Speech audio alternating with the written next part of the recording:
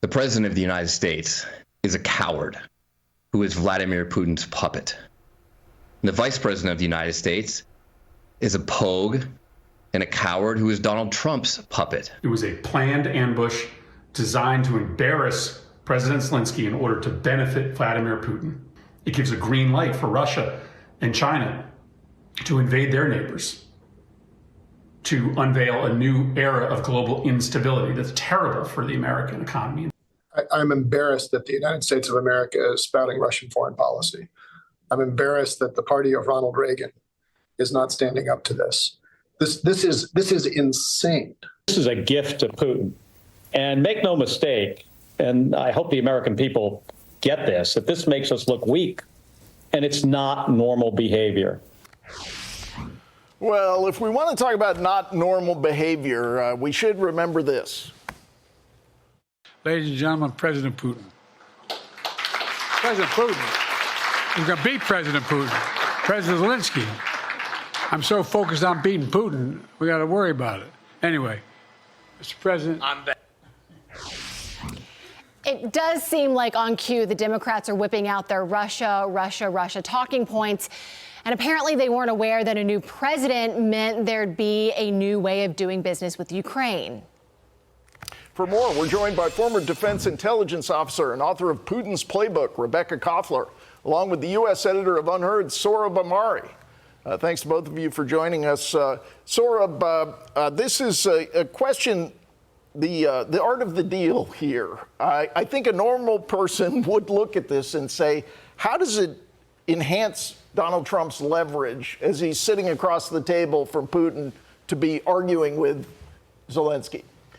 It's a fair point, but the first thing to establish here, because we heard that talking point, is that this was an ambush, and that is just simply not the case. The exchange that most people see came about half an hour during which President Zelenskyy was allowed to make his say. I heard from people in the room that while President Trump or Vice President Vance were talking, that he would be rolling his eyes. And after about half an hour is the controversial intervention that came in. And it's about just being real about who is the relationship here. It's the United States that's the patron.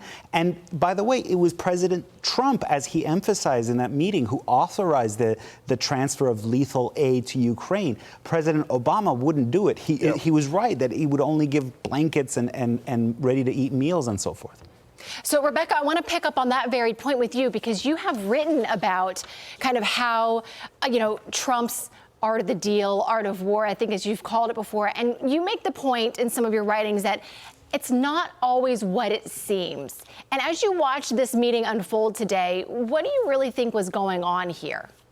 Well, what's going on is President Trump finally has told the American people the truth. And the truth is that there was never a military path for victory for Ukraine. It was mathematically impossible. And I've said it for 3 years.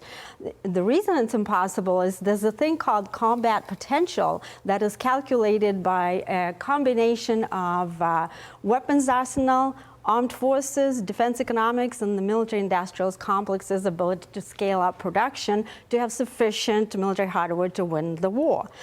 There's such a disparity between Russia, which Pentagon itself calls a near-peer competitor to U.S. military, and Ukraine. Ukraine has 3 times fewer people to throw into the meat grinder. They've run out of people.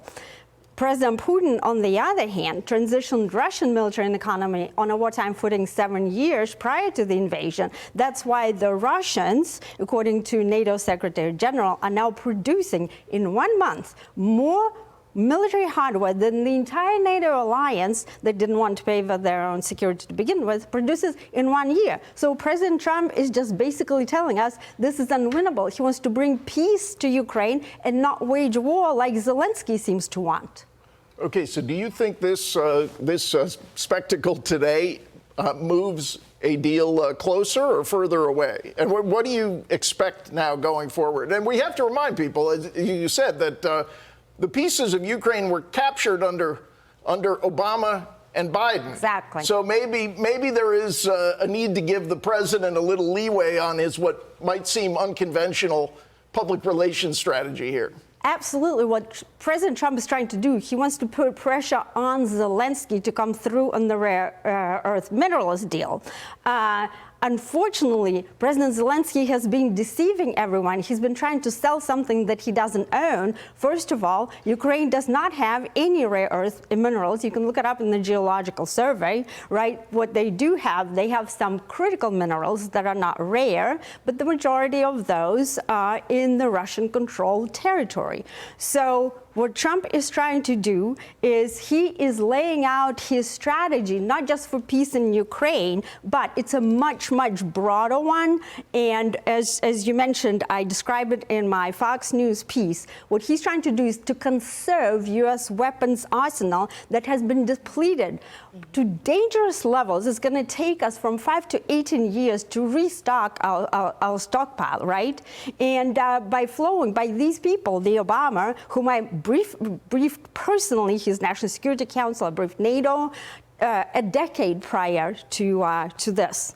And nobody wanted to do anything about it. So President Trump wants to conserve our combat potentials so we can deal with China. So that is a real threat, and not Putin. They couldn't even capture, Kiev quickly. Yes, they're going to win this war. They're winning this war, but they're fighting attrition warfare. And so, Rob, in our final moments that we have with you, I did want to ask you about what Senator Lindsey Graham said today, which is coming out of this meeting. It seems like if we want to still be committed to this mineral deal with Ukraine, it's the American people that will now have to be convinced that it's worth saving this deal. Your thoughts on that? I think that's right. I think President Trump reflects popular sentiment on this. I think the American people understand that China and the Eastern Pacific region are the future area of geoeconomic rivalry, and the Europeans have to step up in Europe. That's the big strategy here, so I'm echoing. But in the meanwhile, by putting pressure on Zelenskyy, it gets him to the point of coming to terms with democratic reality. I mean, small d democratic reality in terms of where popular sentiment in our country is.